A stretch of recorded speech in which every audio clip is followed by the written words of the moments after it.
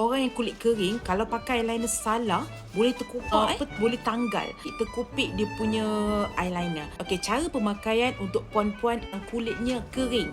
Puan kena pakai moisturizer dekat kelopak mata, atas dan bawah.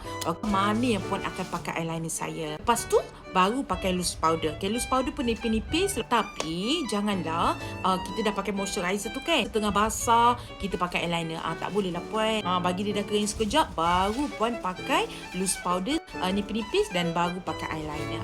Untuk dry skin, insyaAllah tak ada masalah besar. Hanya perlu cara pakai permulaan sebelum tu. Kalau oily skin, berbeza. Eyeliner saya boleh pakai untuk semua jenis kulit. Jadinya, memang kena pakai cara yang betul sebelum pemakaian eyeliner. Tapi yang paling penting, mudah. Apa yang ada dekat rumah, loose powder, eyeshadow, moisturizer, benda yang common. Bukan eyeliner mahal, bukan eyeliner murah, tapi tepat untuk kita. Nak tahan lama, kita pun nak yang tak buat mata kita pedih, merah, gatal-gatal. Anyway, untuk mereka-mereka yang suka pakai eyeliner, kita serupa. Jemput follow saya. Salam kenal, saya Wendy.